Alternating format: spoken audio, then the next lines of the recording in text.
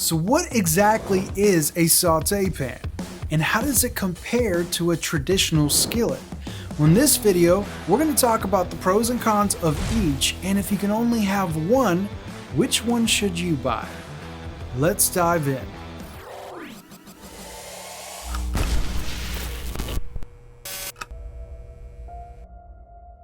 So what makes a skillet and a saute pan a saute pan? Well, things can get really confusing, and if you're like me and you like to saute things, you'll be really surprised and even more confused when you actually find out that a saute pan isn't very good at sauteing and a skillet is actually really good at sauteing. So why do we call a saute pan and a skillet a skillet? Now, the word saute actually comes from the French definition to jump or jump out, and it just adds to the confusion. Ironically, a skillet is a lot better at sauteing, but we'll get to that in a minute. So in this video, I kind of wanted to clear the air and go over a skillet and a saute pan and what are the actual differences of each and where exactly do they shine? What are their pros and cons? So hopefully it can help you choose the right pan for your kitchen. Now, just to give you guys a little bit of background, specifically for this video, I'm going to be using stainless steel pans as an example, just because usually in a stainless steel set, you'll commonly find a saute pan and several different skillets. But that's not to say that you can't find skillets or saute pans made out of other materials like cast iron or carbon steel. And if you guys haven't already, go check out my playlist where I have several videos talking about stainless steel, cast iron, and carbon steel, giving you guys the pros and cons of each, recommending some budget-friendly pans for you new cooks out there, and even going over some of the fundamentals. And check out some of my recent videos where I actually go over cooking pots for new beginners and whether or not seasoning a stainless steel pan actually makes a difference or not. Okay, let's start off with the skillet. Right here I have my all-clad 12-inch stainless steel skillet. It's a 3-ply model. You guys don't really have to worry about that because, like I said, they all come in different materials. I think most cooks are most familiar with the traditional skillet. And a skillet is really easily recognizable because it typically has these flared out walls. And that's kind of how you can visually distinguish it between a saute pan. Now, the pros and cons of a skillet can get a bit tricky, but in general, they do really well at searing. And that's because of the flared walls. It allows the moisture of the food, the steam, to easily escape the pan. And that's considering that you space out your food appropriately and you don't crowd your pan. Another thing about skillets are they're really, really light. And it's because of the flared out walls.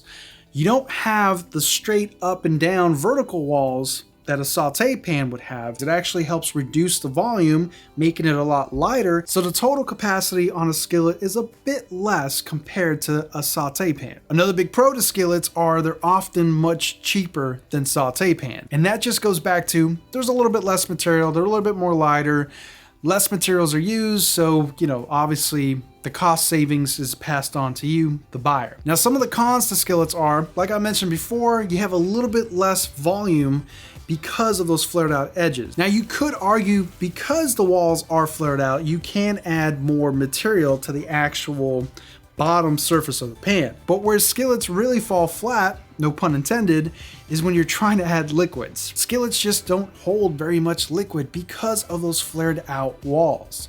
So they're not really good for things like braising or making heavy sauces. Now, if you're making light sauces out of the fond, the sticky bits that are left over on the bottom surface of your stainless steel skillet, it's no big deal as long as it's not, a lot of volume. You're not trying to make a lot of sauce, a lot of liquid sauce.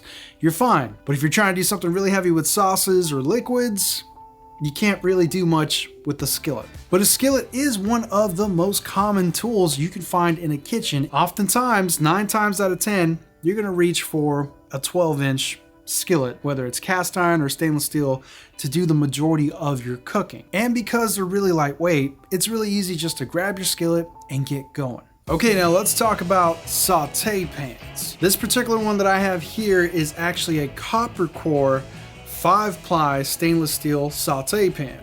Saute pans are a lot bigger and much heavier than a skillet, Oftentimes you'll find them with a helper handle just to kind of help you, get a hold of things and assist you in that heavy lifting, especially if you have a lot of liquid in here. The first thing you can notice right off the bat is the walls do not slope out at that angle like a skillet does. Now visually you can tell the difference between a saute pan and a skillet, because a saute pan looks like someone took the bottom portion of a pot and cut it off, added a helper handle and another handle for you, and called it a day. And you can see here that you can definitely hold a lot more volume. Saute pans have no problem working with liquids, and they're really good at braising. Now this particular model that I have here actually has some measurements for you on the inside of the wall to help kind of guide you to figure out how much liquid you actually have in here. Now saute pans can still sear really well. Quite honestly, everything that a skillet can do, a saute pan can do as well. But they really shine when it's time to make sauces or when you're adding a lot of liquid. A lot of chefs will grab a saute pan when they're looking to braise something. And if you guys don't know what braising is, basically what it means is you're using both dry cooking and wet cooking to cook your food. You usually start off by browning your meats, whether that's chicken, lamb, beef, steak, whatever. Once you get a nice sear on your protein and you have color on all of the sides, you have browning, then you usually add some form of liquid, whether that's your own broth or chicken broth, beef broth, whatever it may be. You bring that liquid up to a boil, you lower the temperature and allow it to simmer, and that's how you finish off your food, right? That's how you finish off your protein. You allow it to braise in the liquid. The surface area of a saute pan is very similar to a skillet. Now, saute pans also have a lot of surface area, but the vertical walls kind of have their own pros and cons to them. They can hold a lot more liquid, but because the walls aren't flared out, you really can't add too much, protein to the bottom surface of the pan, because then they'll slam into the wall. But that could also help you with making sure you're not overcrowding the pan. Some of the biggest cons to a saute pan is obviously they're really big, they're really heavy. You definitely need to use the helper handle, especially if you have a lot of liquid in here. And because they're much bigger and heavier, they're usually a bit more expensive than the traditional skillet. Now, naturally, a very common question that I usually get asked is, should you have both? I usually try to answer that question with the question, what are you primarily looking to do? If you're looking to do a lot of braising, a lot of maybe pasta meals where you're gonna have some liquids or sauces in there, and you're worried about liquid capacity, then you'll probably find a lot of benefits to a saute pan.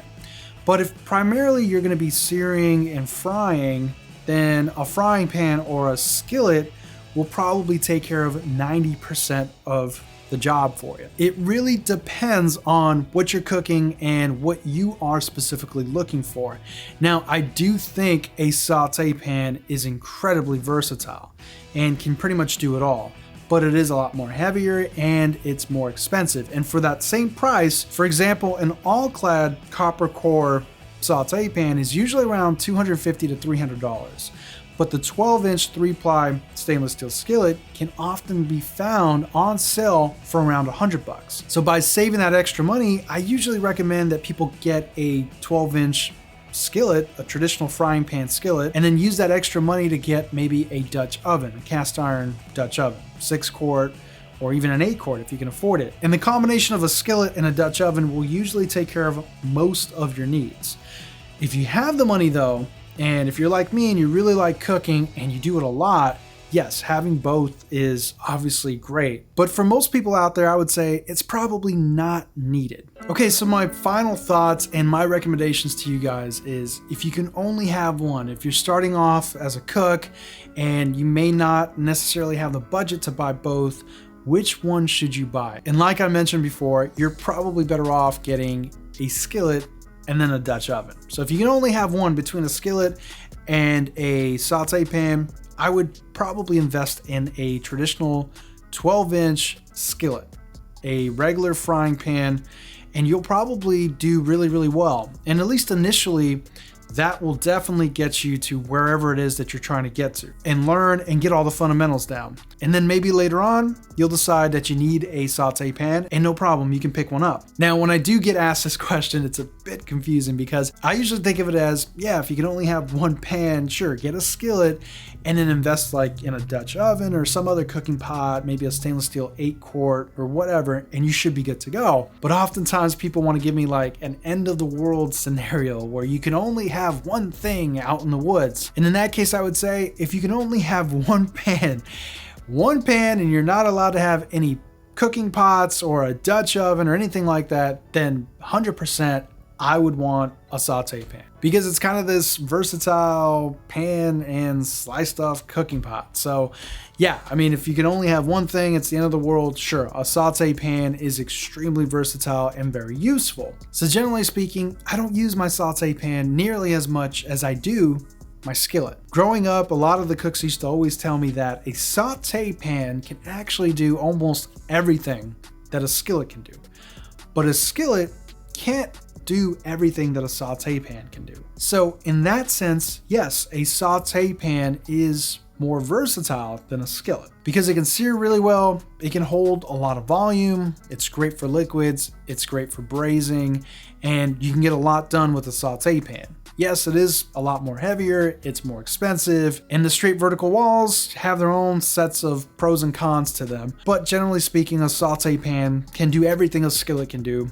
A skillet may not necessarily be able to do everything that a saute pan can do. Now, with that being said, I love my saute pan. I really do. I would not give it away. I love having it as an option in the kitchen. But if I'm being entirely honest with you guys, I would say 90% of the time I reach for my skillets. And for that other 10% of the time, when I need a saute pan, it's wonderful. It does exactly what it's intended to do, and I find it incredibly useful. But I don't use it all the time. So I really feel that a skillet is probably the best bang for your buck. That's it for me, guys. I hope you found this video informative. Check out some of my other videos, and I will catch you guys on the next one. Take care, everybody. Hey, everybody. How'd you guys like that last video? Hope you guys enjoyed it. If you did, please like, subscribe, and hit that notification bell so you get notified on my next video. And if you can, please share with your family and friends. I would really appreciate it. Here's some more content that I think you guys are really gonna enjoy. Check them out. As always, guys, thanks for watching, and I'll catch you guys on the next one. Take care.